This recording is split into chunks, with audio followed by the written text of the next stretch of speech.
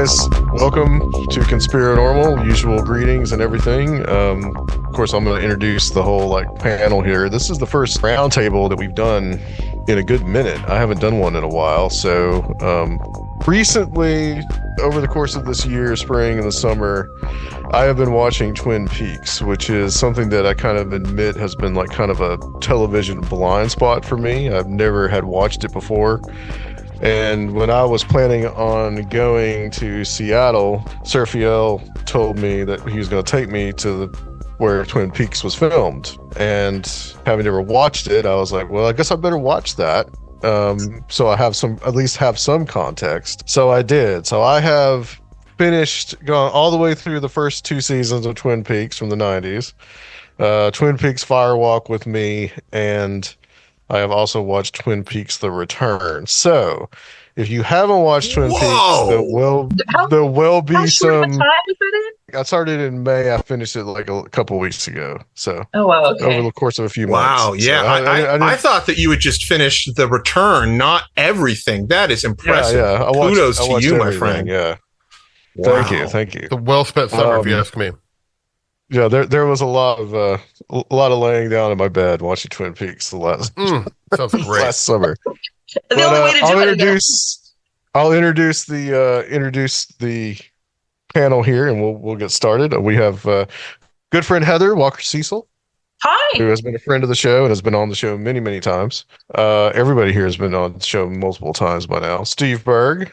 What up? Who is a huge Twin Peaks aficionado. Huge Twin Peaks alpha, beta, whatever you want to call it, like OG. And Chris Ernst is here, who big Hello, David everybody. Lynch fan and Twin Peaks fan. Absolutely. Apologies for my dog barking at ghosts. I think I got him under control. And Wren Collier is here. Hello, everyone. Welcome, Wren. Fair warning, Adam. I'm going to be doing this entire interview in my horrible Gordon Cole impression. It's perfect. You're the Rich Little of David Lynch impressions. That's very sweet of you to say so, Steve Berg. For anybody that's not watched Twin Peaks on this one, they're just going to be like, what the hell? Just turn it off. So I hope maybe this will spur some people to go watch Twin Peaks, because it is great. Folks, there's going to be spoilers in this one. There will be spoilers. Lots of them, a large abundance. Did you say Judy's gonna be here? No, we're not going to talk about Judy. We're not going to talk about Judy at all. Oh yeah, let me write that down, because that's definitely one that I have a question about. So I mean, it's very it's a very enigmatic show, and there's a lot of questions that I have for these guys, and they can maybe help me out just a little bit. And of course, Serfiel has watched Serfiel, you watched all of it, right? You watched every bit of it. Yeah. And then you live right down the road, 20 minutes from where it was filmed. Yeah. And I think you said that you're going to something on Sunday after we record this, right?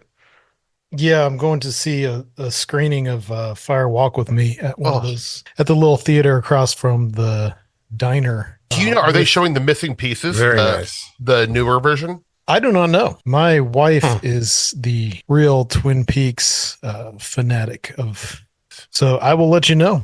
And the actress who played Laura Palmer is also going to be there. I don't know in what capacity, whether she'll be doing a little spiel or not.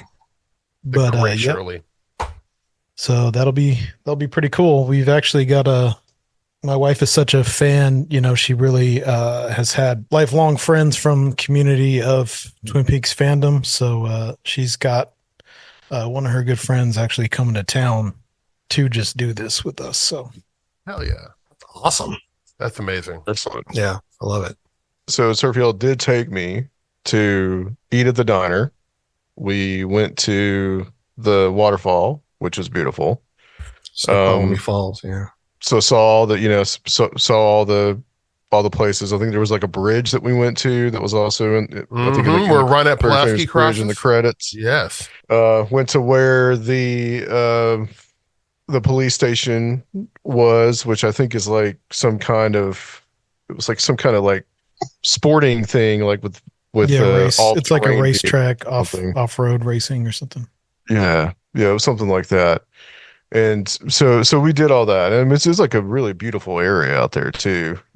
But I thought what we would start off with is, if you guys want to talk a little bit about kind of like the history or like how Twin Peaks came about and what you know about that, and like kind of this collaboration between Mark Frost and David Lynch. I think Heather, you and I talked on the phone about a month or so ago about, some of what Twin Peaks was originally supposed to be about and what kind of the themes was. So I'm going to let you guys take that away. And then, I got some other points that we can kind of cover as well. Okay. Who wants to go first? Oh, well, I know the absolute least about the show, so maybe I should start. Go for it. Yeah. How we talked about like kind of like the pre-recording portion. It's been a while since I've actually watched Twin Peaks, and I still haven't even seen The Return, which makes me the least qualified to talk about any of this. But I watched a YouTube video that claims to have explained it all, and it's by this handle called Twin Perfect. I thought his theory made a whole lot of sense to me. So I guess the main thesis sounds stupid. The main thesis, he says, is that David Lynch meant for Twin Peaks to be an analogy for how TV has influenced us and made us scared and made us kind of like rotted our brains. And he created the show Twin Peaks to highlight how we had become these consumers of evil stories, specifically like the murder mystery soap opera, like indulging in like the grosser side of things. And like we wanted it in small bite size, like 30-minute to 1 hour episodes where we could just consume the evil, have the mystery solved, and then move on. Well, he figured Twin Peaks, the show, could be kind of like a remedy for that, because there would never be an answer to the mystery. And so we would instead learn about all the ways that Laura and her death, spoiler, her death had like touched everybody in the town of Twin Peaks, and how the mystery and us trying to solve the mystery as these detectives, as we watch Cooper be us, the detectives, try to figure it out, as we become part of the town of Twin Peaks, we are becoming part of the grander story of light and dark. There was a light part of Laura and there was a dark part of Laura. And the whole point of her dying was to create the story that we, the viewers, consume. But we never get to the evil part because we never get to see who done it. And so when he was forced to reveal who killed Laura Palmer, he was really upset because he felt like the whole point of the show was to not give in to that evil of wanting to just have evil to consume so we could figure out who did it and then move on. And there's lots of layers to this argument, and I felt like it made a lot of sense to me, but he would say it a whole lot better. You just have to sit through a 4-hour video to get it. So that's my short answer. There you go. You don't have to watch the 4 hours. There you go.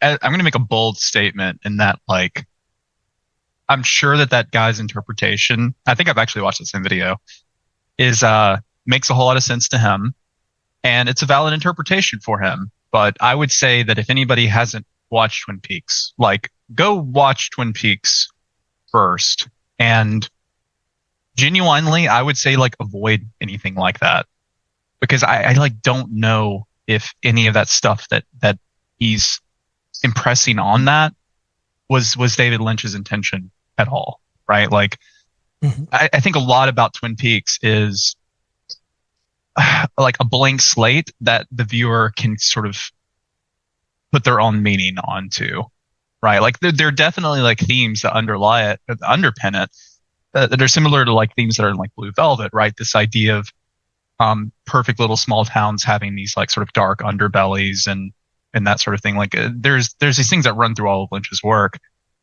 but overall, it's like I don't know if there's any one interpretation that actually is like valid. I don't think Lynch made it in such a way that there is a meaning to all of it. Yeah, I'm inclined to agree with you, Wren. I think that especially if you look at how Lynch not that it isn't. I mean, that's one of the things is like, there are a million, I feel like hyperbolically there are a bunch of these like Twin Peaks explained, and it's great. Like, I love the fact that it's creating this, and I think Lynch would probably be into the fact that it's making these people think about it, and they're like engaging with it at this in this at this extended level. But the way that he works is so very like, there are famous clips of him being like, why would you talk about a film after the film? Go watch the film. That's the thing. That's it. You want to know what it's about? Go watch it. That is the thing. And I think that's. So I very much agree. I think with your feelings towards that, Wren. I think all the time about that clip with him in that interview where the guy's asking him, or it's like I think a presentation university or something. So there's like students asking questions, and someone asks him the question. Oftentimes in your movies, you have shots of people moving from like darkness into light, and like what does that mean? Like, what is the meaning behind that? And David Lynch says, like, I like the way it looks on camera when someone moves from light or from darkness into light. It's like, that's it. I mean, that's all it is to him. He just, it looks good. Yeah, it's art. I also think about like Twin Peaks, the thing I love about it. And like, when I was a kid watching it, like, like at 12 or 13, when it came out, watching it with my mom, I used to have a notebook. And I would write down clues and try to like decipher it, like some kind of code. And my synchromistic side was coming out at an early age. But what I do think, I agree. I think Twin Peaks is unanswerable. I think if like David Lynch and Mark Frost actually really were to like say like, all right, I'm going to tell you what it's about. To me, it's this. I think like Twin Peaks is also why it resonates with a lot of folks like us who are into Forteana is that Twin Peaks to me is like UFOs or like Bigfoot or high strangeness. It's unanswerable. We'll never know. It's what it means to you. I think David Lynch's mantra is look inward, look inward. Like whatever it means to you is the answer. I'm not, because, he always professes too that like life doesn't make sense. Like he doesn't, when he's always asked like, why don't you ever work in a 3X structure aside from the straight story? And he's always like, because life doesn't work like in a 3X structure. It doesn't make sense. It's not tied up in a bow. It's messy. And you're left with a lot of questions. So I think he's, like if you do look at his prior work and like reading biographies and interviews with him, he's kind of telling you that like, if you're looking for one answer, good luck. You'll never find it, But I think he would like the fact that so many people are engaging in the mystery, because that's for him is so important, and the fact that people are trying to solve it. And, I do think that there's a lot, like if somebody does want to kind of get behind, maybe not the like artistic urges or subtextual meta meanings of it, but if they want to get behind kind of a more like rich backstory and explanation for sort of what's going on in all of these, with a lot of these sort of strange things that happen in the plot, I really would suggest reading the book, Mark Frost's book, which Secret is History? The Secret History, which essentially explains everything. Like it's not, in terms of plot and, that sort of stuff, it ends up becoming kind of a lot less mysterious in some ways. I don't know, but then, not in a bad way. Like it's, but you get this like kind of wonderful mashup of Mark Frost, who I believe is the person who has all the Fortean knowledge. I mean, Lynch might know some, but Mark Frost is the one who's like, he's he knows all this stuff, and he overlapped with this weird experimental filmmaker who also happens to be really heavily into Advaita Vedanta. And I think this is what you got. Because Lynch is a spooky spiritual guy. He just might not be as literally a UFO historian or Forteana historian as much as Mark Frost is. That interview with Mitch Horowitz that Eric Orgo mentioned that's a really terrible interview too. And there's a part where he's like in the interview, he asked David Lynch like if he'd ever seen a UFO or Bigfoot, and David Lynch is like, no, I haven't. Yeah. I cannot imagine those two personalities interacting. No. Good God, no. Well, yeah. So I would say, like Mark Frost, like I think he was pretty well known before that as like being a writer on Hill Street Blues, which is like you could like really say that's almost like the exact opposite of something like Twin Peaks, which Hill Street Blues is very like you can it up in one episode. It's a very heavily driven cop fact based investigation thing, which is in Twin Peaks, right, with the FBI guy. Totally, the serialized soap opera. That's all a part. That's all a part of it. Just kind of go back to the point, like as watching it for the first time and being able to like consume the whole entire thing in that first season, my thought of it is just like there's this whole big complicated story around Laura Palmer and around what's going on, and I thought like it would almost like it would not matter to me if like this whole thing does not get solved. Yeah. I thought that was great. That is pretty open ended. It was like it was exploring the effects of what this event was, and what it caused. That was more important than actually solving the case. And I really felt like in the second season that once they solved the case, once they solved who does it, like the show lost a little bit of its kind of like of its power. And I felt like in that second season, it kind of meandered a lot. Well, Lynch left. Was focusing on different characters. Yeah. And that's it got taken over. Yeah. It got taken over. That's one thing to say about just from like David Lynch did the first episode of the first season. He does this. I think he might have done one in the middle, and then he did the last one, and then but it was all other directors. And in those two seasons, you can definitely tell if you did not see that David Lynch directed it, then it's him because it has a completely different style than these like other TV directors would have. He was literally off the show after after they solved the crime. I mean, he was. I don't know if you know the story, but he was irate and furious. Yeah, because the network was kind of do that. He didn't want to do that. No, that was never his intention to solve the Laura Palmer mystery ever. That's the thing I think a lot of people don't get about Twin Peaks, and it's hard for us to look back and understand this now, but the idea that a TV show like wouldn't be a procedural or a soap opera that would have some sort of like narrative that would play out over the course of an entire like season or show, like that just didn't happen. Like he was so far ahead of his time in terms of like TV. And that's why it's like in that same, like Twin Peaks, like crawled so that shows like The Sopranos and Oz and stuff could fly, like in The Wire and stuff. Like those all come post Twin Peaks. Prestige cable. Yep. Yeah. Lost would be another one that you could say. Yeah. Like Twin Peaks. X-Files, Breaking Bad, X-Files, all these especially. shows. All these shows X-Files was still episodic, but yeah. Well, Twin Peaks just demanded for the first time a lot of its audience. Before even like there was surely some complex shows prior to Twin Peaks, but Twin Peaks was like, you're watching this like a movie, not like you're just like a throwaway TV show on Thursday night, I have to say that the theory that Twin Perfect puts forward is not exactly it doesn't engender respect of David Lynch to me, because it kind of puts him at odds with his audience and makes him seem like he's antagonizing the audience, like on purpose. And as an audience member myself, I felt like that's really freaking pretentious. And if you're gonna make a piece of art that's on purpose meant to be confiscating of the truth that you're trying to tell, you've created a secret.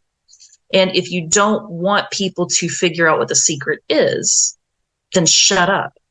But if he wants to create something that makes mystery so that we are enticed, that's one thing. But the idea that he's antagonistic with his audience and hated them and didn't like what they did and thought that they had a ruined Twin Peaks, I don't know. It just makes me feel like, wow, what a chode. I don't want to watch any of his stuff anymore. But it feels, Yeah, I feel like while the theory seems to tick all the boxes of like what Twin Peaks is about, and it seems to literally explain everything, I find that it just leaves me disliking the whole thing. So I would love some other theories so that I can respect David Lynch. I just want to say really quick, not to like pile on, but like that guy's theory. I have watched that too. I've watched a lot of them, and I find it entertaining. It's a nice presentation he puts together, but that guy has absolutely zero understanding of like the esoteric qualities of Twin Peaks, which I think are more important than maybe him and some other people lead on. Like it's a interesting theory, but like you said, like reading David Lynch biographies and seeing interviews, knowing him, like I think he has the utmost respect for viewers of cinema and television and his work. Like I think he loves his audience. I don't think he's a cynical person at all. No, no, like, 100%. I think he loves those tropes. I mean, he loves Hollywood. Yeah. He does. But you know, one thing before we kind of breeze past Mark Frost, because it's super, like, I mean, like, I'm the biggest Lynch head you'll ever meet. Like, I love everything as foreign commercials, blah, blah, blah. But I will say Mark Frost is such a integral part to Twin Peaks. And I think that really gets overlooked. Like Chris was saying, like, he lives in Ojai, California. He lives like a mile away from the Theosophical Society, like the big... the giant campus. He wrote a book, he wrote a thriller in the early 90s that involves Arthur Conan Doyle and the Theosophical Society. Yeah. And Yeah. He's writing a book right now about the Krishnamurti. I mean, like, you know, so he is steeped in this stuff. Like, and he is an absolute scholar of, especially when you read the Secret History book, you're like, oh my God, like, that's an occult book, you know? Like, yeah. So much of the stuff from that is directly lifted from Kenneth Grant, and that's not like a, you know, theory or anything. Like it's literally Kenneth Grant. Totally is. Yeah, they had a literal mob zone in episode 3 of season 3. Yeah, it's literally the mob zone, and like the whole thing about, you know, the thing that shows up in Nick Redfern's final events, like the Trinity test opening up a hole in reality and everything like that. That's also directly from Kenneth Grant, like the Jack Parsons Babylon work and stuff. Like, he had to have just had copies of Kenneth Grant's work. And in some sense, Twin Peaks is like the greatest work of Kenneth Grant fan fiction ever made. Totally. It really is. We'll get to that. Hold that thought. We'll get to that. But real quick, I wanted to say, just for this mystery that it has, why it captivates people, you know, it's definitely a world building show, but when you enter all this metaphysical stuff to it, it becomes like multi worlds that it builds on. So then it's really something to unravel or participate in as a viewer. Well, I think something that I wanted to touch on, you know, for this show and the things that we talk about on our shows and films or whatever, how it really is good at, you said Fortiana, but it's really, how it's really good at catching the interaction with the other and just how bizarre that can actually be. Yeah. And even going through things, mentioning, of course, like Project Blue Book, which is all, of course, it's all in the mythology and the UFO stuff. And and just as an aside, I had no idea David Duchovny was in Twin Peaks. Oh, yeah. Connect back to the X-Files. Denise. Absolutely no idea. Denise, yeah. But also, the things like, I'm talking about the occultism, the Black Lodge, the White Lodge, and all that. But, also the concept of like, what's really big in it, the phrase, the owls are not what they seem. And it seems to be that if Mark Frost had some kind of like, he must have been reading Communion or something. Like he had to have been for that to have been in his mind that early in 1989, 90. And then of course Mike Cleland. Yeah. He has done extensive work on that. So and in the Secret History really of Twin Peaks, touches on all that stuff. In the Secret History of Twin Peaks, there's a page of an owl, and if you I think if you shine a red light on it or whatever, it becomes a gray alien. I love it. Yeah. I didn't know that. That's great. Yeah. So this whole idea of like the other and just like how effectively it really does portray those interactions and like the inhabitants of the Black Lodge and like I could not help but think of the fairy realm when they're in something like the Black Lodge. Absolutely. Yeah. I think that part of the reason why it's able to evoke those so well cinematically, now you really are talking about what makes Lynch special, is that he has this uncanny ability to, through images and sound, create this space that is like, it's almost like the Oz effect. You know, there's that meme of like, I wish I could, shoot, film a lamp like David Lynch does, like, and it's true that he's able to do that. And that's, within filmmaking, you want to call that Dziga Vertov's like Kino eye or some special sort of way of being able to see things. But it's a talent. This is like completely a talent that he has, being able to express that. Yeah, he's able to, and look, I have my own like little ideas about it, because he was surely creating like very surreal, absurdist, wonderful art prior to his TM practice, Transcendental Meditation. But sometimes I'm like, well, after like 50 years of diving deep twice a day, I think he's like able to, I have no evidence to back this up, to portray like the surreal and absurd aspects of high strangeness and weird moments that to me seem very accurate. Like I've said like multiple times to people, like, I feel like Twin Peaks is the best UFO documentary I can think of. Yeah. Even though it's not directly about UFOs, it feels like what a UFO experience must be. It's like a simulator of high strangeness in a lot of ways.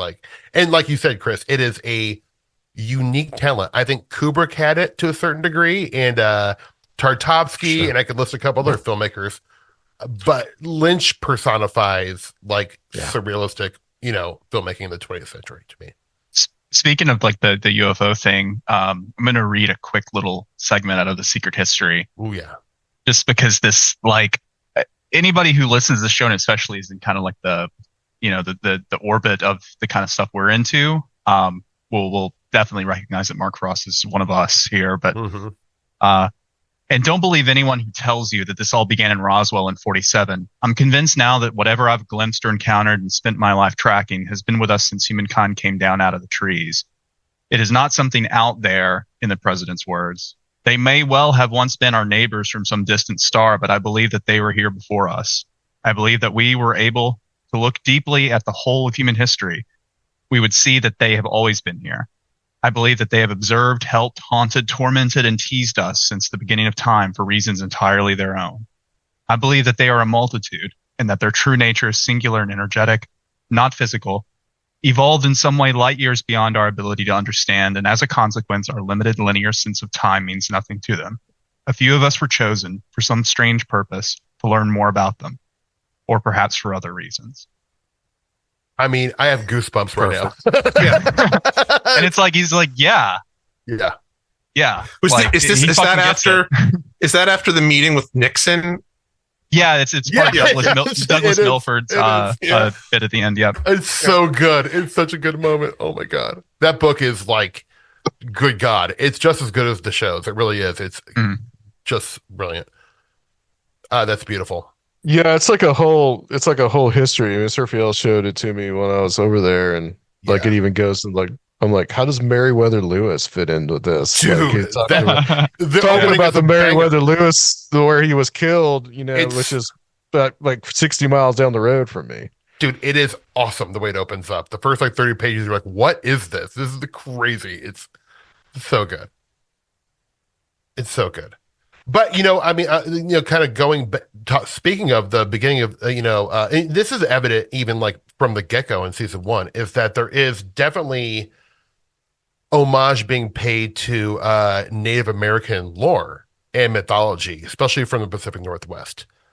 And, it's a lot of that, which I didn't realize until this is pointed out in an article I read, but like the corn symbology. And corn is a big player in Twin Peaks. The creamed corn is a representation of Garmambosia, which the entities from the Black Lodge consume, which is translated into pain and sorrow. And then behind David Lynch's FBI office in season 3, you have the literal pictorial representations of good and evil. One is he's got 2 photographs behind him. One is the H-bomb, or the atom bomb. The other is a field of corn.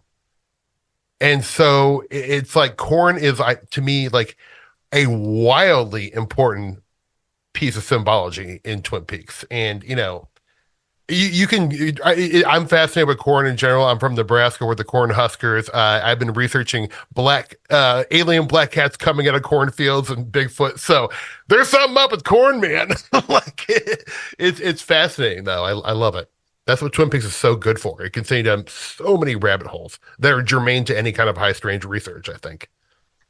I remember reading this whole like long thread on Twitter once about how weird the evolution of corn is.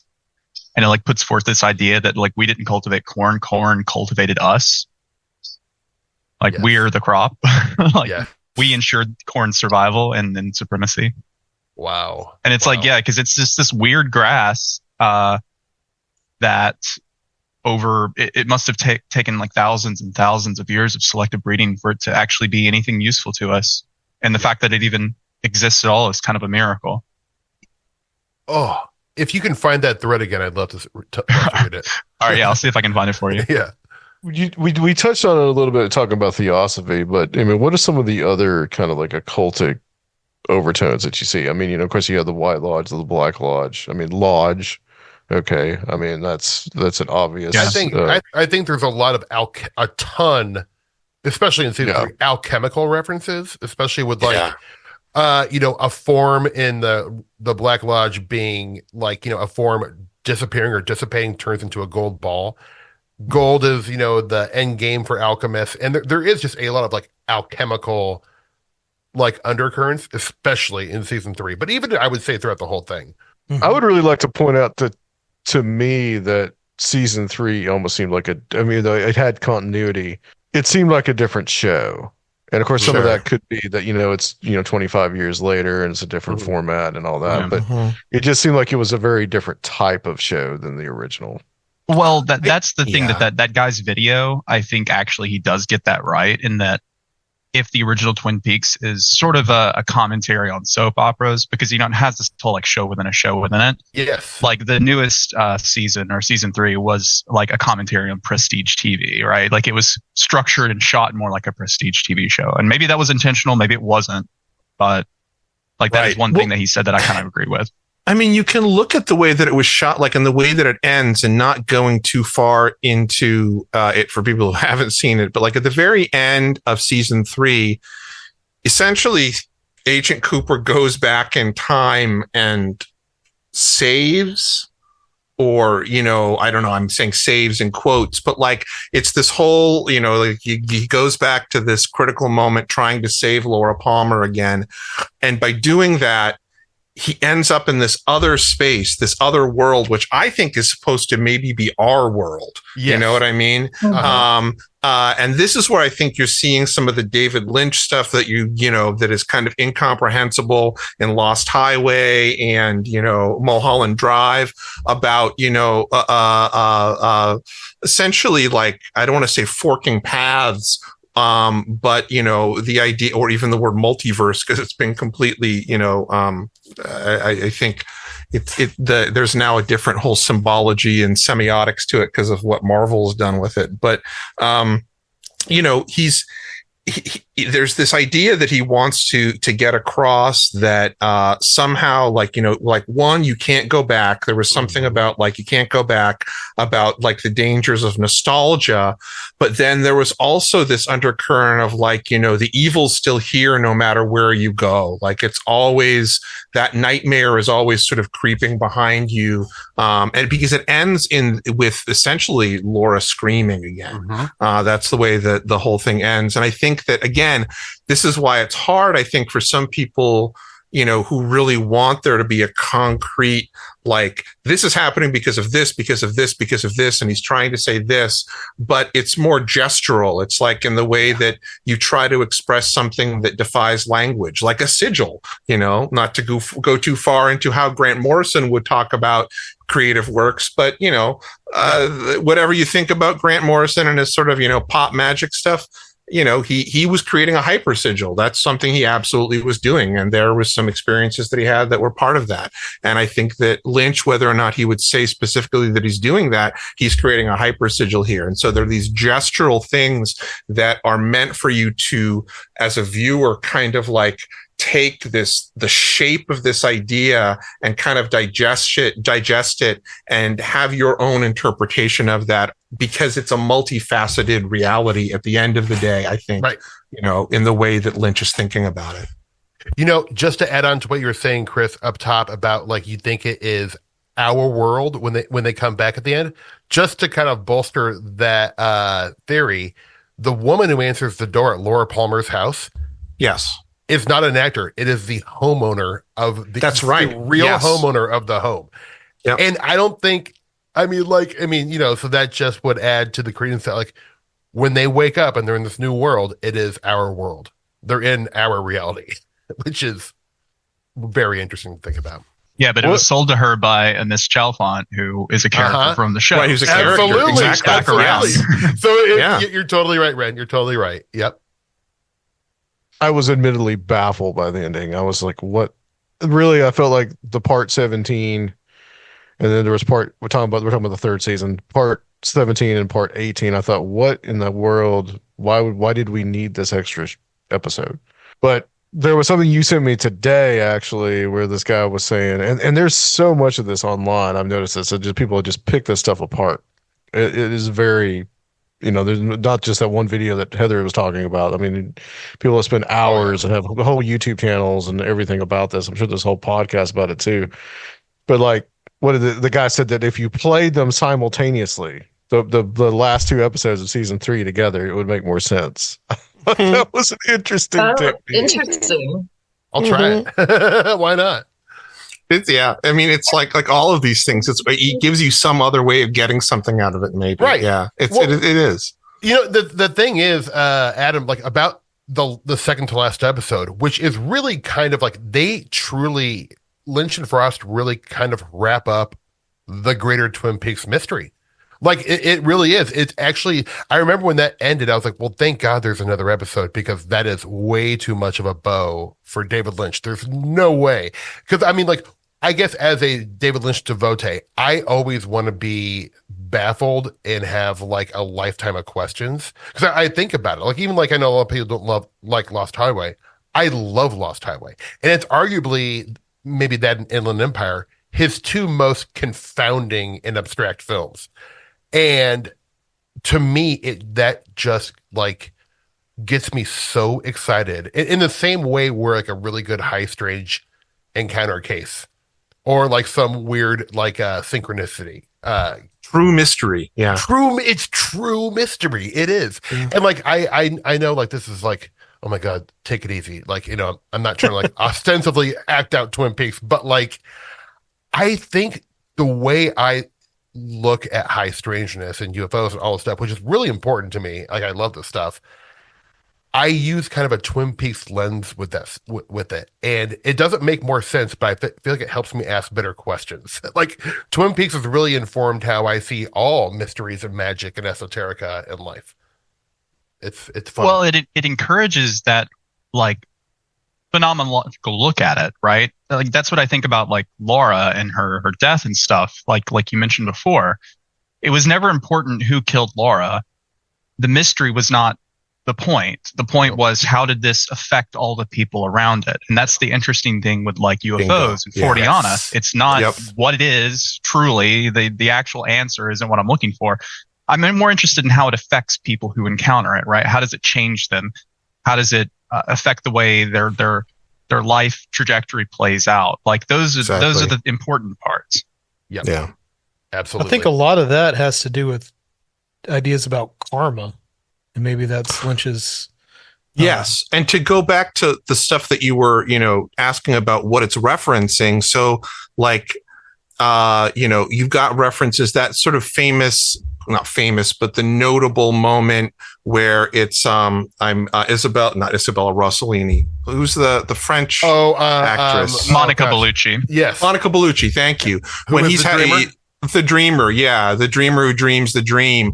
Like, that is very specifically like syncretic, Vedanta and like more recent stuff, which would make sense. This is like, the stuff that Yogananda and Maharishi, whatever you want to say about Maharishi, because he's a little sketchy. Mm-hmm. The guy that I'm always going on about, Meher Baba, this is all that sort of, where they were returning to this sort of syncretic look at Vedanta, which is a very mystical occult way of doing things. And you have little things that are sprinkled in, I think throughout, like that instance with Monica Bellucci. But, you've got the tulpa idea from Alexander David Neal. Right. You've got this sort of like secret electricity, pranic. You could talk about that any place where someone's talking about energy, Kundalini or whatever. Yes. This electricity. Mm-hmm. It's all about electricity. And even, I saw something recently where Mark Frost was talking on, like, if you follow Mark Frost on Twitter, he's actually kind of, it's pretty cool and it's funny. And he was talking about how like Prince, I guess, was like a really big fan of Twin Peaks, like really in depth, maybe at our level, and which is very cool. But like the Purple Lodge, like there's if it's in there, it's quite possible that was a reference to Prince and David Lynch, who I guess were hanging out at one point. Fly on the wall, right? Yeah, so there's that. There's, obviously Project Blue Book. Gosh, help me out, guys. What are some there's other also ones like heavy numerology, like very much so. Numerology is really, and that is probably it's. I'm not good at numerology, and like it's difficult for me. But like that is a heavy current throughout, even season 1 to the end. Yeah, apparently Wren's doppelganger is in here right now Matthew. Too. So it is perfect. It's really explained if you just take each episode and play Pink Floyd's The Wall backwards at the same time. And actually, I don't know why any of y'all haven't found that yet. Right. Well, it's funny you mentioned that. No. Lord. I definitely want to talk about season 3, part 8, because that seems to be the one that Wren was alluding to that earlier. Oh yeah, that's Chris. I sent everybody in the chat that there's somebody was looking at part 8, which is mostly in black and white, and then contrasting it to the Wizard of all things, the Wizard of Oz. The Wizard of Oz. Yeah. Had you heard of that before, Chris? Was that something that I had heard of that before? Yeah. And I mean, it's one of those things like watching the 2 last episodes at the same time, or Dark Side of the Moon. It's like a who knows. I mean, I do know that some editors will, as a tool, lay down something like a song or another film, and they'll use it as like a template, meaning like, there's a shot this long here, I'll do the same thing there. So there's always the possibility that somebody was doing that intentionally. But because this is Twin Peaks and Lynch, I think that, my gut goes to like, oh, well, that's just because, some things resonate with each other,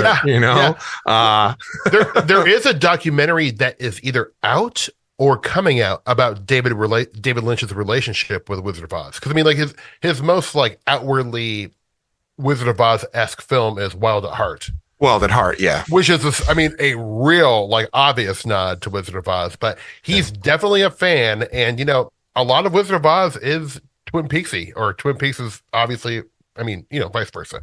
But yeah.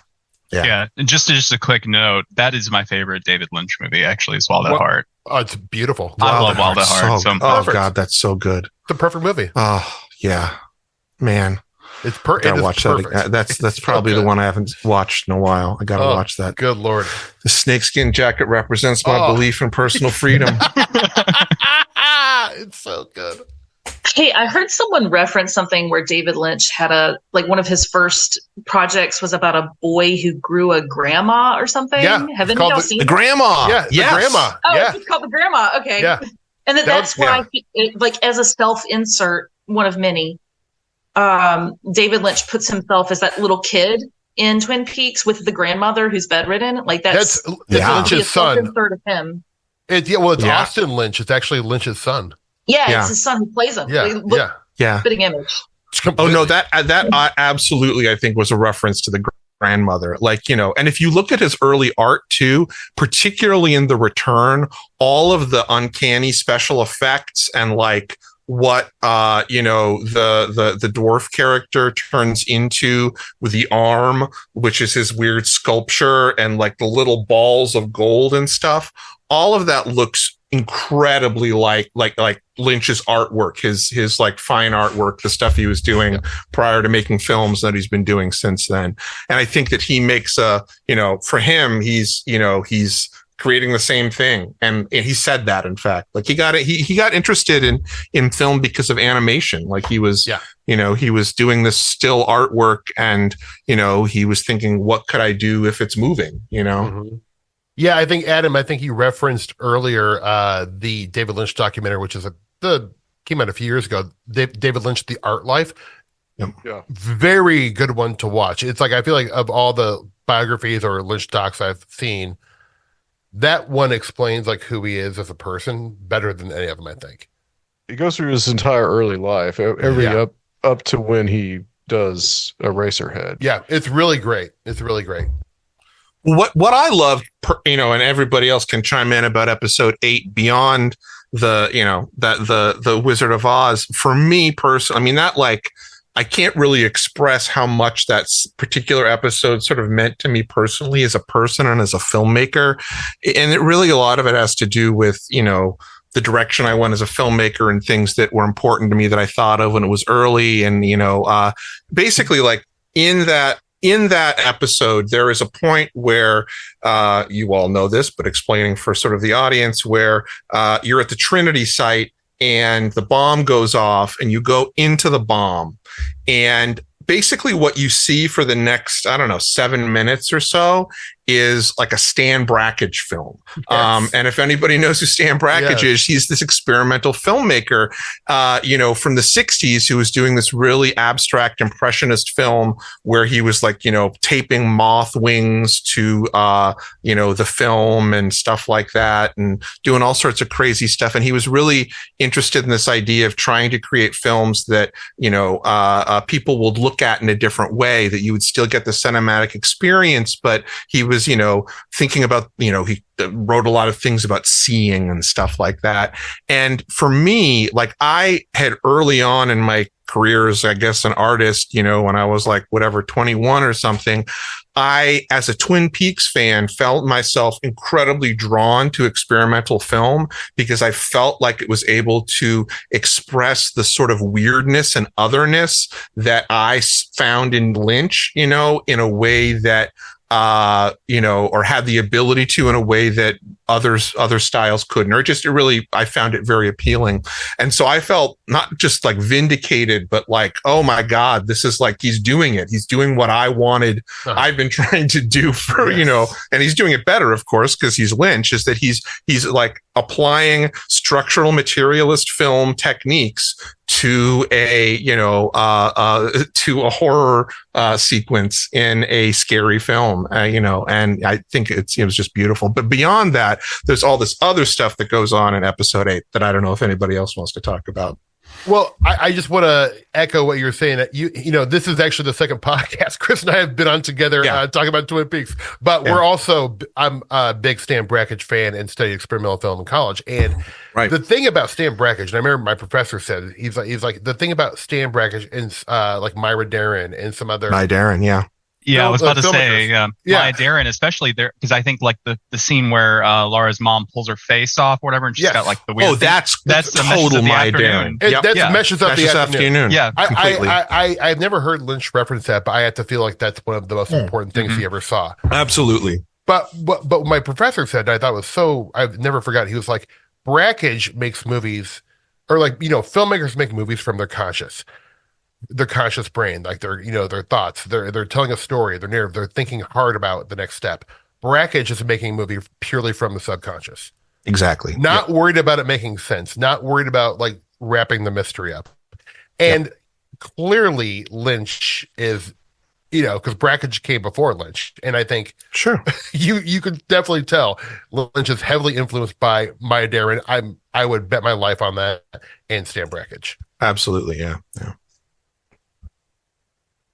Wren? Well, real quick, actually. I think I have to leave here in a couple of minutes, but I wanted to say real quick, I think that most importantly, as someone who hasn't spent nearly as much time as you guys on Twin Peaks, I think what he's really trying to say is that it's more important the friends we've made along the way. And then, Of course.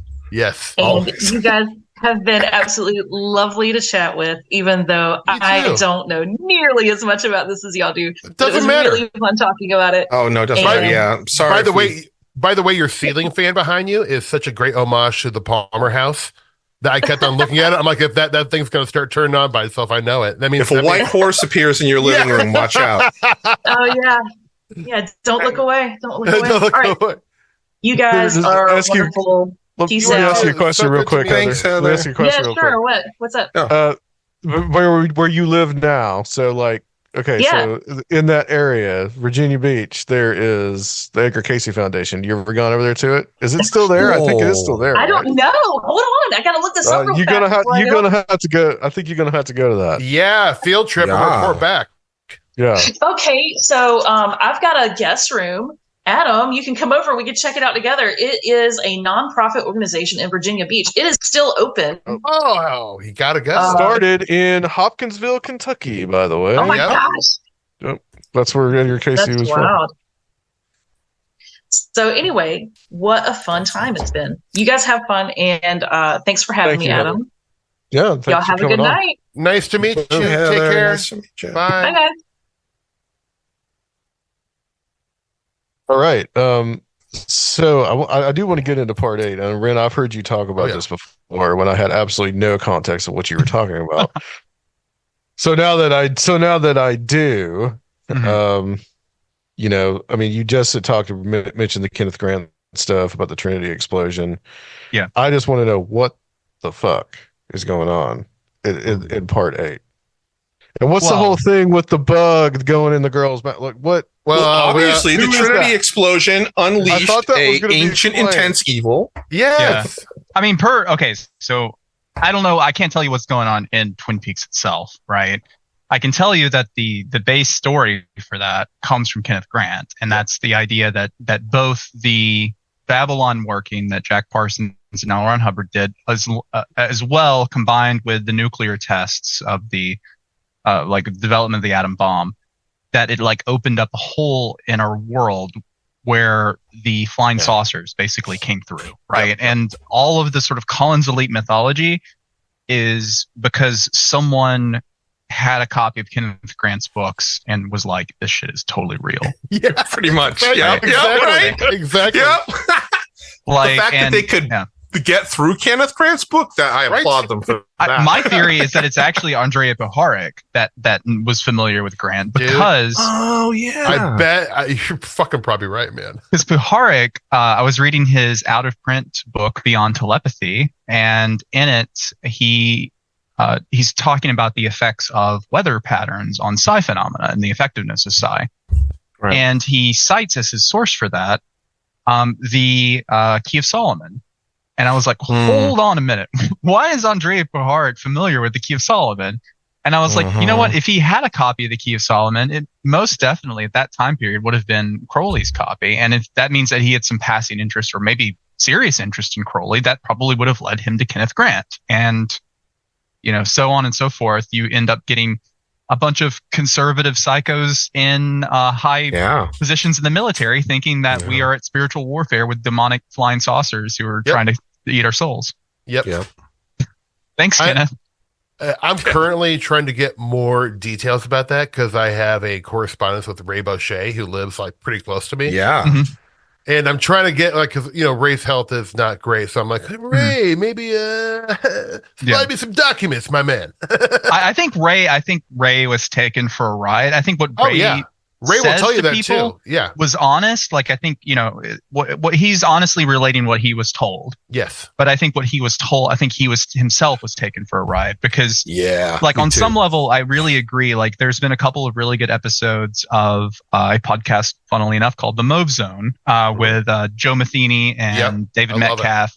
Yep. And in that, Joe Matheny keeps mentioning that the whole Collins Elite thing is a meme. It's a fiction. It was never existed. Yep. Which I don't entirely agree with, but I know I see what he's getting at now. Mm-hmm. Like, right. I do think that there were people who really did believe that stuff, but there's also the family, which is that whole thing. Yeah. Right. Yeah. It kind of goes back to the concept, which I've been really fascinated by, the whole concept of like ostension, or more specifically like folkloric ostension. And I think sometimes like something like the Collins Elite is like invented, spread, and then people act upon it and actually literally govern, are influenced to govern in certain ways because of it. And I mean, it kind of is, and that goes with a lot of like things in UFOs and high strangeness, and especially with disinformation, is that it becomes real in a certain sense, like in these communities. Yeah. Well, I think especially with the Collins Elite stuff, I think it's very politically useful. And I think that's the reason why it ended up being disseminated, because what is a better tool to use against people that you disagree with politically than anybody who disagrees with me is being possessed by a non-human intelligence that is like literally a demon, so you can claim that anybody you don't like is possessed by demons, right? And you have to fix them. They have to be helped, Sounds very similar to calling anybody you don't like a groomer or woke or Satan worshiper. Mm-hmm. Right. And I mean, God, like people, if we don't know by now that there are organized behind the scenes cabal or whatever you want to call it of Christian fundamentalists and government, like if you don't see that now at this point, then you're just not paying attention. Dude, like, I mean, it's they have things like, I mean, is it John Ashcroft? I can't remember. There is John Ashcroft. Yeah. There was him, but he was part of it too. But like Baker, who was originally part of like Reagan's administration, was he defense? I can't remember. Jim Baker? But Jim Baker, yeah. You're talking about Howard Baker. They would hold like Secretary of State, Howard Baker. Yeah, Howard Baker. Right. Yeah, they would hold like Bible studies in the White House, and they were like fundamentalists, and it definitely showed that had an influence in that administration, in my opinion. It's way worse now. Way worse. Yeah. I mean, about the Collins Elite, Wren, even Nick in the book isn't sure what he's being told is real. Yeah. Yeah. Like he does flat out say that. And I've spoken with Ray personally about this, and neither is he. Like Ray's like, this is what I was told. I don't believe it. He's like, he's like, well, obviously the reason they sought me out is because they're from Offutt Air Force Base, which is like outside of Omaha. So he was the closest Anglican priest who was into UFOs in the area. So they chose Ray. It wasn't like, it's so, I mean, and also let's face it, like that was like late 80s, early 90s when that went down or something like that. That was a satanic panic. I mean, so it was like, this was in the air. I think they picked Ray because they knew Ray was going to go tell other people. And I think Ray picked Nick because Nick was going to tell other people. And I think they both served their purpose in spreading that meme. Absolutely. Absolutely. To be a little contrarian, isn't this the same reality perhaps as this Twin Peaks reality, as this reality that I think some of us, suspect? It's just a different interpretation. When it's interpreted by Christian fundamentalists, everything becomes necessarily demonic, etc. But this is this Twin Peaks world. I think you're right. Occult forces had this influence, and we're through like the major military industrial complex is interested. That's the part that frustrates the hell out of me about all of it, is because they're not wrong. Yes. Right. Yeah. Right. Like, it's not wrong. Exactly. They're seeing it through their own lens. Yes. And they're using it politically to further their own ambitions, but they're also not totally wrong either. Yep. Correct. Yep. I totally agree with you, Sergio. I think that's a really, really good point. Yeah. Like, it's all this stuff that we talk about, like, is like no one's right or wrong, really. Like, it's interpretation. There's some that you jive with more, and there's others that you find abhorrent, so now very, very true. I would say, just to bring it back to Twin Peaks really quick, it does feel to me, and I may have a hard time putting my finger exactly on a good example, but there does feel like this undercurrent of synchromysticism involved. I mean, like, especially in season 1, Dale Cooper makes a lot of references to Carl Jung and synchronicities, and there does feel like there is this undercurrent in Twin Peaks. I'm having a hard time putting my finger on an example. Oh, no, sure. I think that, the being in like the right place at the right time, things being fated, I mean, that was a big part of the Cooper persona. And the first thing was this idea that, he felt like there was, things were fated to be, and that there was like, putting yourself out there. There were things, currents that were, intersecting with one another. I very much think so. Yeah. And as dreams as a decoder ring for reality, I'm sure he was reading synchromystic stuff. Like if he was, if he was reading all the stuff that informed him about everything, I'm sure he's reading, all the same stuff we were. Yeah. Yeah. And I mean, okay, so we've talked a lot about how Mark Frost has, the esoteric background, and that's like a for sure thing. But I think Lynch has a background, at least in some extent, to this as well, because like that's the reason I posted that one video in chat where this guy's asking him about his belief in angels, right? Yeah. Some numbskull interviewer is like one. Asking him, he's like, "There's all these angels in your movies. You don't literally believe in angels, do you?" And he's like, "No, yeah." he's like, "Really? You really believe in angels?" And he's like, "Yes." And he goes on and he asks him, like, he's like, "Have I seen an angel? No. But I think that there are things out there that we don't have ways to describe, but, you get feelings about them." So Lynch has like some of these like vague beliefs. I don't think there is like maybe necessarily as informed by fictional work as like Mark Frost stuff, but there's like a mystical side to Lynch as well. Mm-hmm. There very much is. Yeah. Yeah.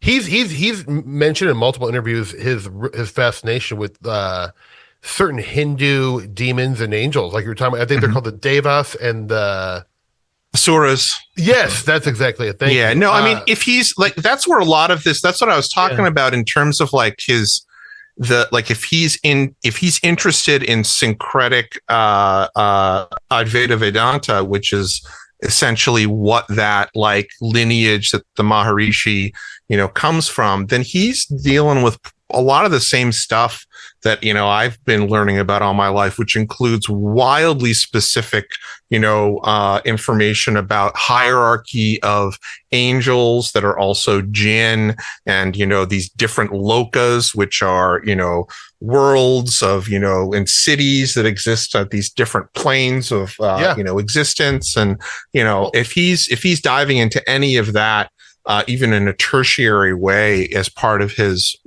TM meditation practice, and I think he does read this stuff. I would assume he, then yeah, completely. And Chris, it's interesting. Like, and I'm not sure. Correct me if I'm wrong, but don't the jinn emanate from smokeless fire? Yes, that's fire. Walk with me is like the mantra of Bob and the entities. Yeah, which Bob, I mean, for all intents and purposes, is a jinn figure, sure. Well, I mean, you're talking about energetic entities that exist as a form of energy, and I'm really dumbing it down because it's, it could be expressed in a much more mystical way, but, so you're talking about electricity and fire, all of these are, if you were to be dealing with it from, a sort of mystical Vedantic, perspective, these are all shadows of Pran. It's all like Pran, which is the primordial force and energy. That is like, these are the shadows of it. So they're connected and you can work with it in that way. And, people who are doing Tantra or yoga, you're working with, essentially this, sacred electricity. There is one specific thing of like, if certain yogis that know how to breathe, do this tantric breathing in a certain way, I've been told many times that there are 7 layers of electricity, and this is in a very mystical sort of broad way, 7 layers of electricity that exist in the air, in the ether, and that if you are a yogi and doing tantric breathing exercises, what you need to do in order to attain certain cities is access the 3rd level of electricity in the 7 existent layers. Wow. What that means, I have absolutely no idea, but it's like one of those things I come across several times. So it sounds like Lynch really occupies the Eastern esoteric, and Frost has the Western esoteric with. I think that might be. I think you nailed it. But I think Lynch probably. I mean, Lynch was also born in Philadelphia, so I'm sure he knows too. Yeah. Chris, can you speak on at all? I don't know, or maybe even Wren, since Steve brought up synchromysticism, the Eastern idea of Twilight language that is kind of like murky, and often I see more conspiratorial synchromystics try to interpret and kind of bring into their view. But can you speak on that at all, or elaborate on it? Is Twin Peaks? Does it speak? What do you mean? I'm not. Maybe I'm not sure. Like Twilight language in terms of like, I think when I think of Twilight language, I think of Lauren Coleman, like, because I think he coined that term. Well, no, that's what's weird. That's what I was asking you. It's like this. It's actually an Eastern thing from esoteric Buddhism, I believe. Okay, and maybe that might be. Buddhism is not my strong suit, though I know a little bit of it in terms of how, because it became syncretic around Adi Shankara. I think I think it's the concept is similar in that it's about the encoding of esoteric messages or truths within. Oh yes, these texts.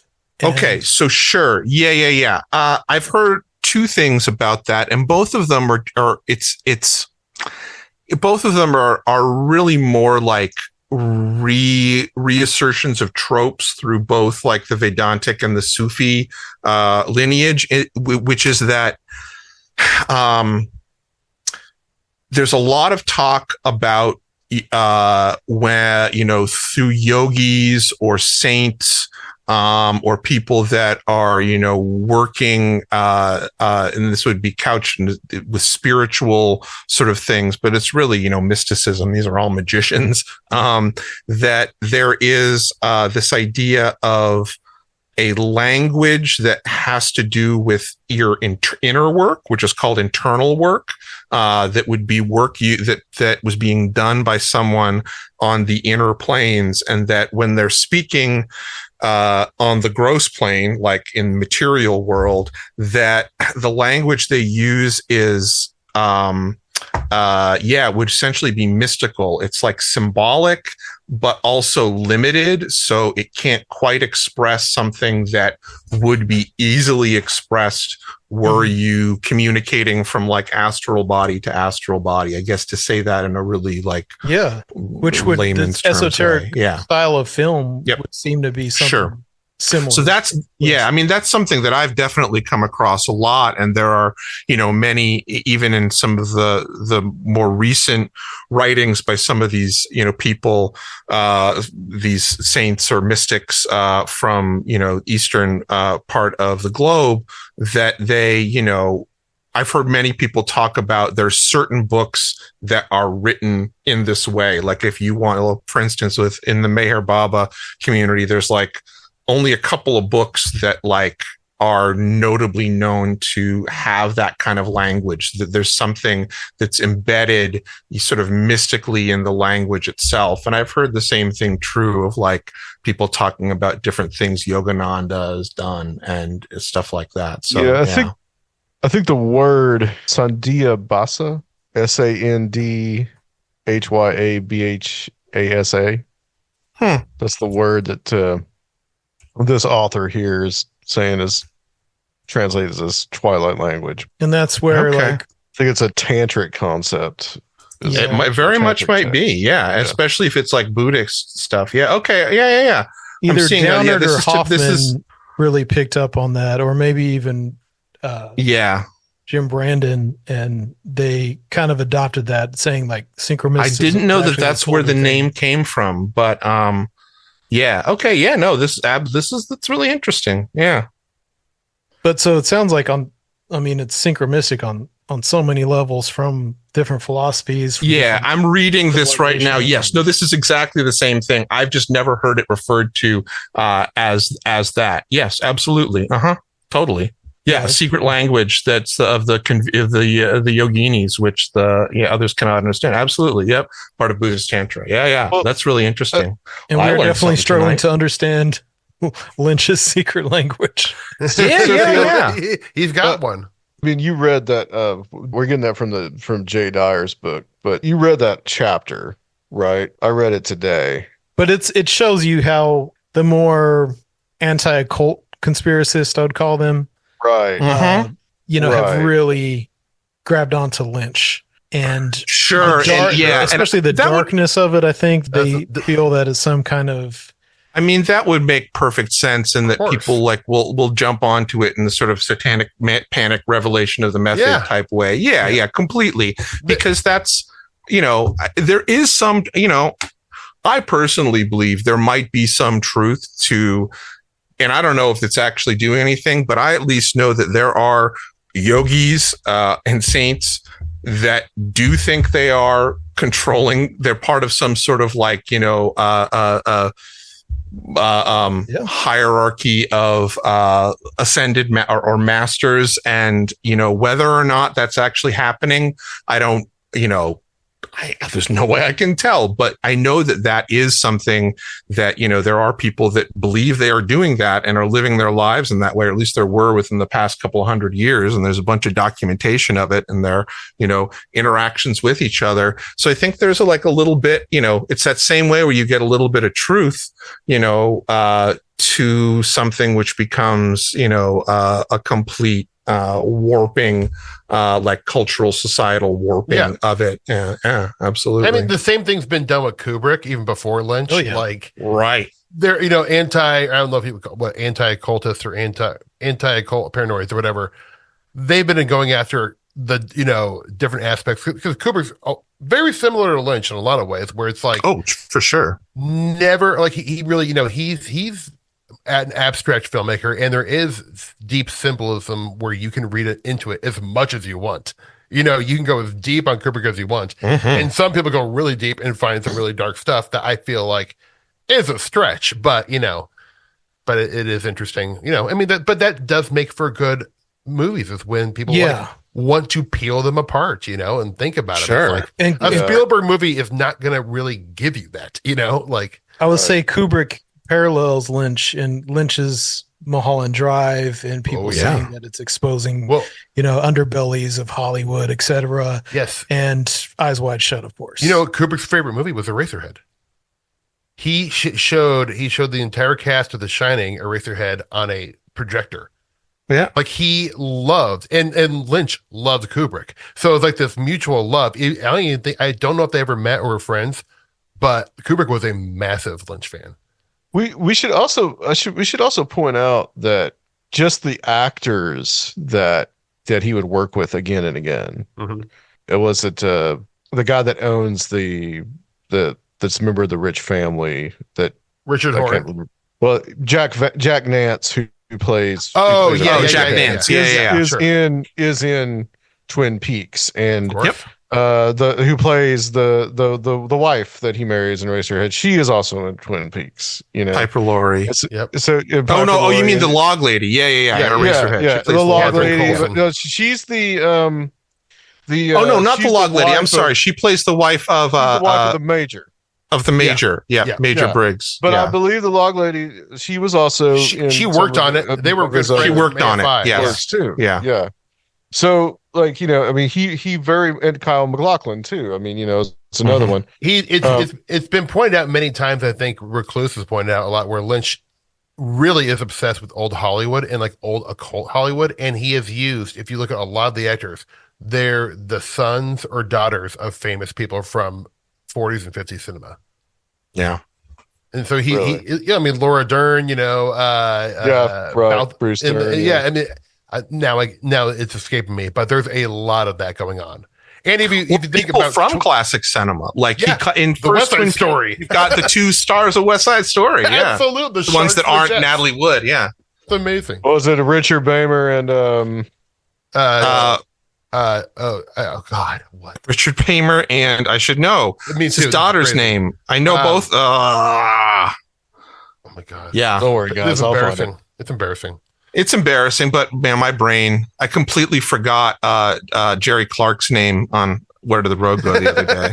Russ Tamblyn. Russ Tamblyn. Yes, it's Amber Tamblyn, Russ Tamblyn. A lot of these, which a lot of those guys were also old TV actors, and they've done a lot of this, of acting on TV before and after. I don't know if I know Steve has, but I don't know if any of you have seen. He did a show, the show that he did right after Twin Peaks was with Mark Frost, and it was a comedy. A surrealist comedy that was essentially about an old radio station. It was called On the Air, and it very much had that, it was like old entertainment. And that was what it was all about. And it was hilarious. He had some of the same people, some of the same actors were in it. It was on for one season, barely. Yeah. I love how in the Return, Russ Tamblyn is back as this kind of Alex Jones, radio show YouTube. That's right. Guy. Yes. I love that. It was it caught kind of the zeitgeist of the time a little bit, because that was around that time that Pizzagate and all that shit was happening. Absolutely. And speaking of that, I forgot to bring it up. Going back to gold and the alchemical symbolism of gold, which is new to Twin Peaks and kind of Lynch, I think. But what is Dr. Jacoby doing? He's painting these shovels to shovel your own self out of the shit. He's painting them all gold. Mm-hmm. And that gold is even though it's kind of a passe esoteric thing, it is really important in Twin Peaks season 3. I can't exactly tell you why, but is there something with gold about death and rebirth? And if you even think about corn's the color of gold. There is this gold theme going through it. I'm not sure what it means, but that's not the point. But it's there.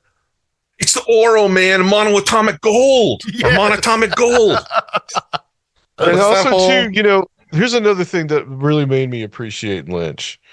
2 actors in the show, and just his way to just kind of improvise and to adapt to a situation. Mm-hmm. I mean, Cheryl Lee was this unknown.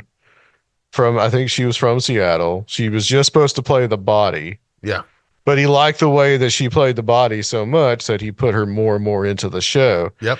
And then Bob, the actor that plays Bob, was just a set dresser. And they were filming the episode, and he got stuck. He couldn't move out of the scene. Well, just quite by accident, they catch him in the scene, just kind of, lurking in the background. And Lynch loved that so much, and that concept so much, that he just said, okay, that's our bad guy. Yeah. Yeah. And he was just this random Frank Silva dude. Yeah. He gets put on the show. Yep. That's why you see when you see those videos of Lynch that have been going around recently where he's yelling at people saying we don't have enough time. The reason why he's doing that, I mean, whatever, you can be mad at him if he's yelling at people. I would too if I was in that situation, I bet. Is that's how he likes to work, is he likes to, get the script out of the way, but then he calls it playing, which is a very it's a very mystical, I mean, I think his playing is probably more what's the improv guy, Del Close playing. Yeah. It definitely is. Yeah, but it's that's the way he likes to work, and I think that's where you get some of the greatest stuff is from that. Yeah. I mean, and the thing is, he does often say, he's I can't stand when I don't have time to get dreamy on a set. Get dreamy. He's I have no time to get fucking dreamy. I mean, it's I don't feel and even I know in Twin Peaks, just the stories from doing the pilot. ABC at the time was dude, you're taking forever. And he's what do you mean? He was not used to a TV schedule. They're 2 3 takes, moving on. And Lynch was we're going to light this for 9 hours. But the guy who ran ABC was a young Gen X guy who loved Blue Velvet. And so he was given, he's all right, we'll let you do whatever you want, and then, so. Here's a question for all of you, for maybe you, Adam, because you just watched this. What did you think of all the musical scenes in the 3rd season? All the guest musical artists? Yeah. Are you talking about the bands that play at the end? Yeah, basically. Okay. Yes. Yeah. No, that's exactly what I'm talking about. Yeah, so it's like they just get like like Sky Ferreira is and she's in it, but she's not like playing. But yeah, and then they have James do his whole thing. Oh, just you and I. Yeah. I thought then like Nine Inch Nails plays in episode 8. Yeah, I mean some really good music in it. Yeah, the chromatics. But it's like you get it's like they got a video film basically filmed by David Lynch. Essentially. I heard someone fans. I heard someone point out that the Roadhouse like represented like the waiting room that us viewers are in, and it's like a little dose of reality. Like, because that Eddie, or not Eddie, was Eddie Vedder? I think he was one of them. Yeah. And then like, Trent Reznor being in the Twin Peaks world, he wasn't in the Twin Peaks world. This was like Twin Peaks was over. And when you go to the Roadhouse, it's just like this room that we're all in, like waiting. Yeah. And if you listen to the conversations that none of them get paid off and none of them go anywhere, we don't know what they're talking about. It does kind of feel like you're walking in a bar with a beer, not sure where to sit. Well, see, that was okay. So those were the things that kind of just like that kind of threw me. I said, Sky Ferreira, they have her with like the rash under her armpit, and I'm thinking, is this gonna pay off? Is this what is this? Yeah, and nothing. And there's this whole subplot with Billy. Well, who? Yeah, who? Billy. That's what I'm saying. They brought Sherilyn Fenn back, and she's also, and then like you see this whole thing where she apparently this is a dream, and she's she's all burned up. Well, they never do anything with that. This is peak surrealism here. Yeah. I mean, I think that there was a lot of that in it. The Sherilyn Fenn like moments. Okay, I was kind of just thinking to myself, okay, man, I'm done trying to figure out David Lynch makes linear sense. I'm just let him take me on a ride. That's it. I mean, it took the third season. I'm just gonna go. Well, no, I'm just talking about David Lynch. It is. See, my history is like, I think Lost Highway was the first one I ever saw, and my except for like Dune, right? I saw that as a kid and shit. But like Lost Highway, my first. I think Chris, I've told you this. Like, I was like, what the fuck is going on in this movie? And then I watched Mulholland Drive, and I was like, what the absolute fuck? I can't even do this. Totally. Yeah, but I watched Blue Velvet, and I really liked Blue Velvet. So he was like real hit and miss for me for a long time. Well, so I think I can understand those two films, like, for sure. Yeah, they can be caustic. I think you just have to just kind of turn your brain off and just like, okay, just like, where are you going to take me, Mr. Lynch? Because I'm just going to go along for the ride. So that makes sense in how you. Not going to make any sense. I didn't understand how you avoided watching it with your generation and all the shit that you're into. I don't know. Yeah, I don't know. It just never. It just. Yeah, I think I saw it sometimes, and I would like watch it. Somebody gave me a tape of it. I never watched it. It never particularly, I think, interested me. I may have been, well, I mean, I say this, but you were the same age, Steve. It's like I may have been too young, or I just never really grabbed me at the time. Right. Because stuff I was more into at that time was more stuff like, there's nothing wrong with this, but like Star Trek and then the X-Files. Yeah, I mean, I was kind of weird for liking Twin Peaks. Was done by then. Yeah, me and my best friend. That's one of the reasons why we became best friends, and we were weirdos.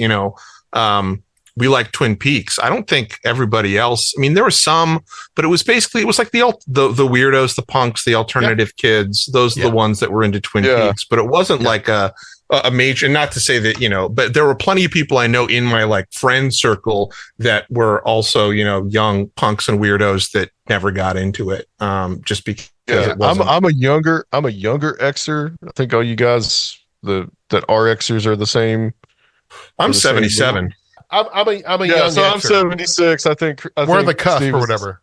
Yeah, no, we're on I think we were younger, and I think it appealed more to the older crowd that were probably already in their 20s and hip and into all that shit. Yeah, I got lucky. I saw it on accident. Like my mom's like, hey, there's like a new movie of the week, I think, because it was like a 2-hour thing, and she's like, let's watch it. I'm like, okay, and I just saw it on accident. I was like, oh my god, I loved it right away.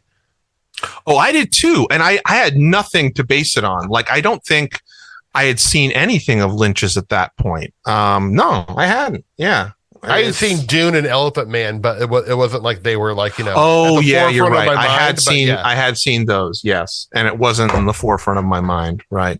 But no, I was just enthralled with it, and I remember picking up TV Guide and looking at TV Guide, for those that remember TV Guide, trying to read as much as I could about Twin Peaks. Yeah. What's okay, so a couple of things that I have to ask about. Okay, about the just like maybe things that are explicable. Sort of. So Billy, we don't know what's going on there. All right. So what's up with the Woodsman, which is interesting, kind of like because Wren, I remember you bringing this up with the Flannel Man with Flannel Man Renner. What's up with that? And then Judy, like that almost just comes out. Judy's an extreme negative entity. That's what she is. I don't think the mother of all evil. Yeah. They live above a convenience store. That's what's going on. I mean, the Woodsman, I mean, again, like who really knows what's going on with any of this stuff, but like the Woodsman stuff always made me think of the Flannel Man stuff, which funnily enough, I mean, is not something that is unique to Tim Renner, because when I started digging through the Rosales Index, I noticed that there were multiple stories in the Rosales Index of mysterious encounters with guys dressed in flannel. I think my favorite one was a couple like crossing a road late at night, and there's just like a row of short hooded figures that are like walking across the road, and they sit there and just like watch this row of hooded figures walk past. And at the very end of this row is a lumberjack, right? Like just following this group, right? And they just march across the road and go on their way. Ren, what was the name of that author you referenced? Albert Rosales. Oh, Albert Rosales. This is the database, right? Yeah, the humanoid encounter database. That he's got the real weird. Yeah. Yeah, it's just got tons and tons of stuff. And years ago, I wrote a bunch of code that took all of the PDFs, I think up to 2014, and put it into like a giant spreadsheet. Ooh. Right. So like I've got a giant spreadsheet that I can search and stuff for different things from the index. And so like, I searched for flannel, and there were multiple stories in there of like guys in flannel, lumberjacks, that sort of thing. It's something that has been around for a while. Now, I don't know if Lynch is, or even Frost, are like familiar with this, but there is, I don't know, something symbolical going on there, I think, under the surface that I probably don't have the words to describe, but I think there's some kind of like archonic workers, they do little tasks to keep us on our paths and in our boxes, I feel like. And most definitely. And even just like the juxtaposition, the contrast of the flannel men walking into this small 1950s, like pristine little desert town, they look like they're from like hardcore nature. And then they step into like, they look so out of place. Yeah. In this modern 1956 modern like thing. So yeah, you kind of wonder what the flannel man is. It like just like a nature spirit elemental type situation representing, you could read into the symbology however you want, but like maybe like that modern like industrial age is they're against that. I don't know where I'm going. That's stoner talk. One of the things that struck me in that episode is that the scene where the guy goes up to the car and he says, got a light. Yeah. And like he freaks out the couple that's in the car. And it's just this extended scene. And I thought this is like a very Keelian encounter right here. Oh, completely. This is exactly high strangeness, Keelian. 100%. Yeah. I mean, I think that all of these are all of the because if you think about like the different representations that they had above the convenience store, it was like the hopping man, there was the woodsman, there was the monkey. Yeah. So it's like, I feel like what he's, and it could be between Frost and Lynch, there's this idea of, these are masks. These are covering up what these things actually are, which is sort of discarnate, entities that somehow were let loose when the Trinity blast opened up this rift. The violence of the Trinity blast opened up a rift that allowed these creatures to either Jaude and Bob, sort of emerge, and then these creatures were there to sort of help them as part of that, supernatural system, because they were the ones that were sort of acting as the foot soldiers, it seemed like. Yeah. Mm-hmm. Unleash the evil. There's something there too with this idea of the nuclear. You see this show up in like Burroughs, right? This idea of the nuclear bomb as the soul destroyer, like this. This thing that was created that has no precedence in history. Like suddenly, out of nowhere, you have the ability to destroy an entire city, like full of people, in an instant. Yeah. And poison it for a million years. Like, this is something that in a lot of ways caused our species and our civilization to sort of lose its innocence. Mm-hmm. And in a way, I see like the metaphorical idea of it unleashing all of these like demons into the world, is representative like of that, right? Like this is, they truly are like demonic weapons. Definitely. Yep. Definitely. Yep. Absolutely. I mean, I think one thing I wanted to ask you guys about was, ultimately, it is a occult detective show. And yes, a Blue Rose case. Yeah. I mean, that the genre continues to bear fruit, and seems to be a great way to explore all these kind of themes that we're so interested in. Cooper himself is like the ultimate occult detective. He employs these occult methods and divination, in his investigation, and the investigation itself reveals entirely new occult dimensions and beings and all kinds of stuff. So I just wanted to get everyone's thoughts on the genre and whether you think there's still a lot of future in it. I mean, I'll say personally, I think I always have hope. I think like, I think it was such a, like, just knowing the history of how the show was made, it was like, Mark Frost, David Lynch had the same agent at CAA. They all went out for drinks. They got along pretty well. And the guy who ran ABC at the time was like the youngest guy to ever run the TV department at a studio. He loved David Lynch, so he was going to say yes to anything. Like, I guess when they went in to pitch the show, it was originally called Northwest Passage, and David Lynch leaned forward in the pitch meeting and put his hand, started waving his hands, and he goes, "There's a town, and there's these trees." And he just started talking and all like that. And then they left the room, and Mark Frost was like, "That was the craziest shit. Like, I think I ruined my career." And then they called like that day and said, "All right, we'll give you a pilot." And he like went in there. They had a whole pitch lined up what the show was, and David Lynch just took it over by talking about the trees and the wind. It's the great. So I feel like to make a show like that, it was like this alchemical, here's alchemy again, perfect storm where you had a TV exec who didn't give a fuck, and he loved David Lynch like we do. And so he was like, just a chance to work with him. I just want to get him a pilot just so I can be around him. That doesn't really happen in corporate media anymore at all. Like, no matter who you are. So even at the time, that's like, it's unprecedented at the time. So it's like, that's never happened. And I'm a pretty strong historian of Hollywood. Like, that's just never happened and hasn't happened since. But I think independently, there are really good occult. I think Under the Silver Lake is a great occult movie. I think something song. Oh, Wren, help me out. You were the one who told me about it. A Dark Song. A Dark Song. I think that's an incredible. Now, it's not a occult detective, but like, these are really strong contributions to occult media. So I think like occult movies, and it may be better in like the independent film route than TV. I think TV is a tough road because it's so corporately run. Yeah, and generally occult detective stuff ends up being too corny for my tastes. Mm-hmm. Like, I never really liked like the Dresden Files or anything like that. I mean, like, I think like the books closest, are better. I think the closest thing you can get to that is something like True Detective season 1, right? I was just exactly. That's another one. Yeah. I mean, I think so too. I think it's, agreed with all of those things. I like the most recent season of True Detective as well.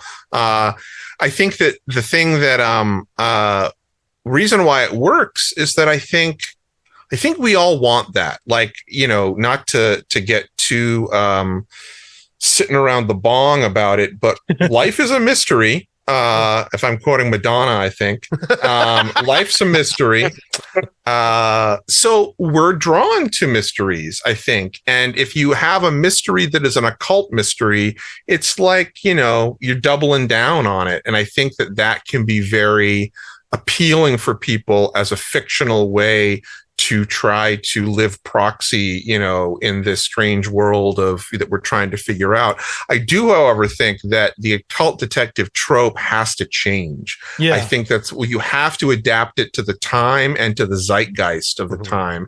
And I think that's when you're going to find that it becomes corny or falls apart, is when you aren't able to tap into that correctly. And I think that, the X-Files worked because it was the right thing at the right time. Same with like Twin Peaks. I don't know if there is an equivalent sort of occult detective thing that's going on right now.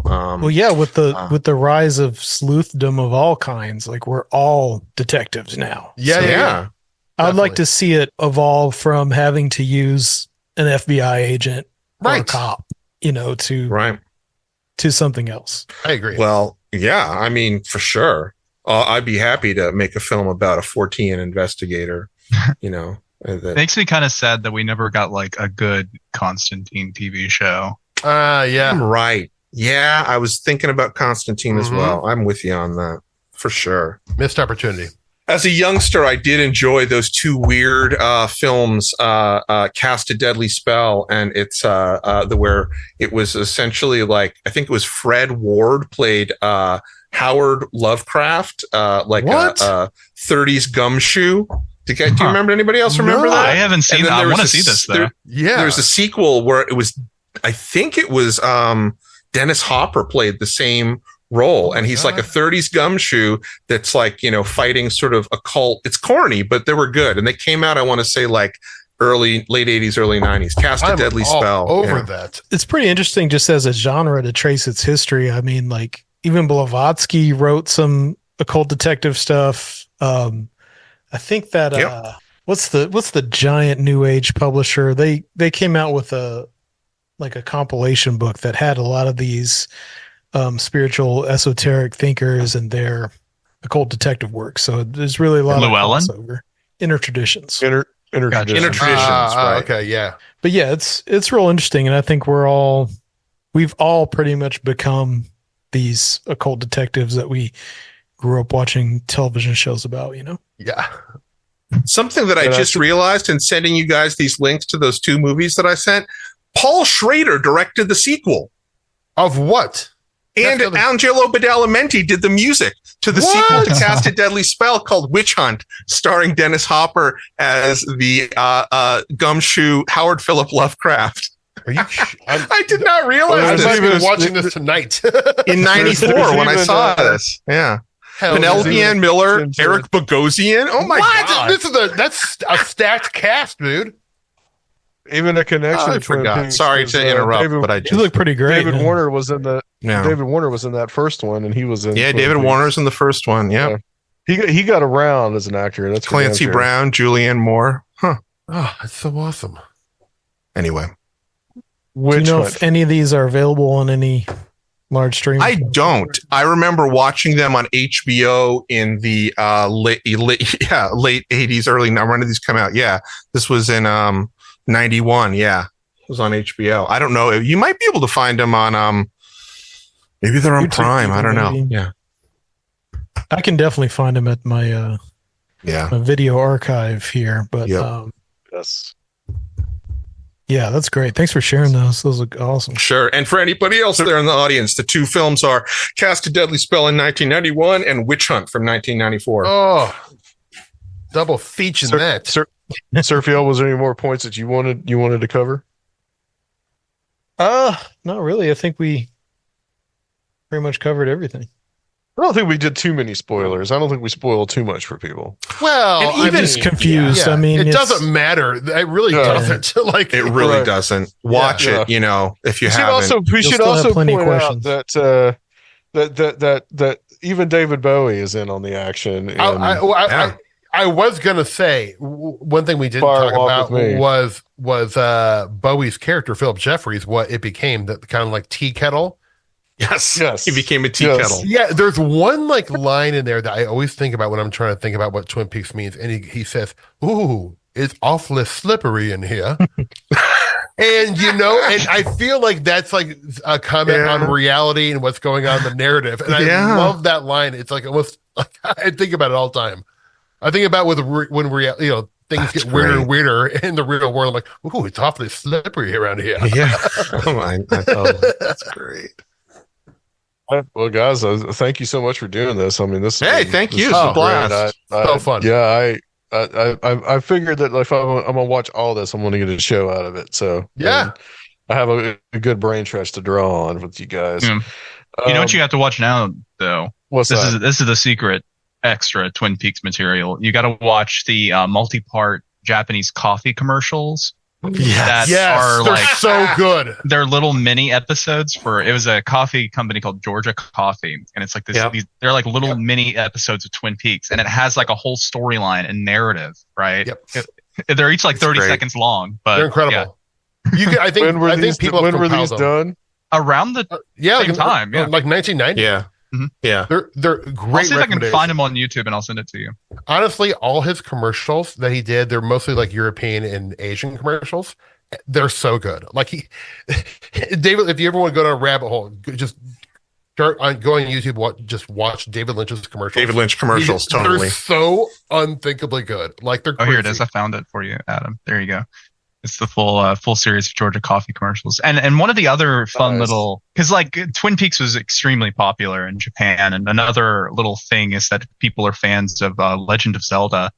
The Eiji Aonuma, the lead director for Link's Awakening, the Game Boy Zelda game, said that its story and setting were largely inspired by Twin Peaks. That they were watching a lot of Twin Peaks at the time when they were developing it.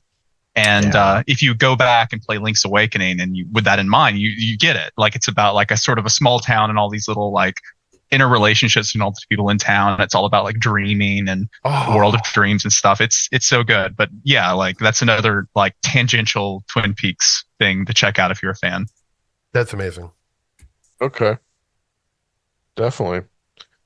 Guys, just have you guys promote your stuff and what you do. And we should point out, Chris, you can go first. We should point out that you have a film that's actually uses a title from a phrase. And I wish there was a place for you to see it, but there's not unless you're at festivals that are coming up. But there's a film that I made, a documentary about Soraya Askath and his podcast Where the Road Go and his sort of experiences in life, and it's called Magicians Long to See, and hopefully it should be available soon. But for people that don't already go to Where the Road Go, go there, and you'll figure out where to find it when it's finally available. Okay, and Chris, where can people find you and your other films? Oh, you can find, if you want to go find any of my film stuff, go to brightrectangle.com. Right. I just want to say how important, if you like Twin Peaks and David Lynch, go watch Hill in the Hole tonight. It is a wonderful modern surrealist. I think it's a classic, man. I've told you that. And I mean that in all sincerity. Oh, no. Bill and I really appreciate that. Yeah. I truly do. Starring Tim Banal as a fry cook. He's great in it. Tim Banal's a fry cook. Yep. So good. Adam Gorightly's a bad guy. It's good. Perfect. Okay. Yeah. Well, hey, I am Steve Berg. I don't know why I felt the need to remind people. But you can find me like on social media at Bergmaster5000. And I have a podcast called High Strangeness where we talk about weird stuff and high strangeness. Thank you. It's a good one. Listen to it, people. And Wren? Hey, everybody. I have a non-maintained blog at liminalroom.com. And otherwise, I run a Discord server if people are interested in that. You can get links to that at liminalroom.com. But otherwise, I'm just wandering from podcast to podcast like some sort of bard. So just look for me out on all your favorite shows. And what we at Conspirinormal are promoting the most right now, of course, is the Strange Realities Conference coming up November 1st and 2nd and 3rd, November 1st and 2nd at SIR Nashville and online, and November 3rd online only. And Steve and Wren will both be there. and looking forward to that. So tickets are very much still available, and they will be linked to the show notes as they have been. We will be really promoting that pretty heavily over the next 2.5 months. And yes, we also have our Patreon, and Sergio can tell you where to find that. You can find that at patreon.com/conspiranormal. All right, guys. Thank you guys so much. This has been awesome. And thank you. I guess the owls aren't what they seem. We've Indeed. pretty thoroughly. All right, guys. We will be back next time on Conspiranormal. Oh, do we all fit at the same time usually? Sorry, did I ruin it? Did I ruin the take? Hold on, let's do that again.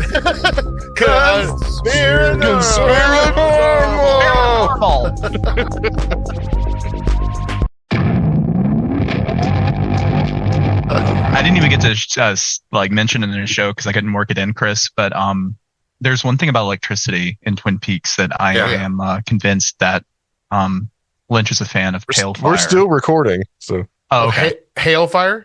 Pale Fire. Pale Fire. Yeah. Because there's this whole mention in Pale Fire of like electricity and how electricity is maybe made up of the spirits of the dead. Like there's a bit of a poem in it that's like, the dead, the gentle dead, who knows, in tungsten's filaments abide, and on my bedside table flows another man's departed bride. Like, so this idea of like electricity being like super important as a thematic thing in Pale Fire. Wait, what's Pale Fire? It's a book by Nabokov. Yeah, Vladimir Nabokov. Oh my, mommy, gotta read that. Yeah, it's and there is a weird connection in that to Twin Peaks / The X-Files, because in Jose Chung's From Outer Space, the Cyclops Ray Harryhausen alien is called Lord Kinboat. Like, the main sort of character in Pale Fire is named Charles Kinboat. Like, it comes, like Jose Chung's From Outer Space is like explicitly referencing Pale Fire. So. Right, yeah.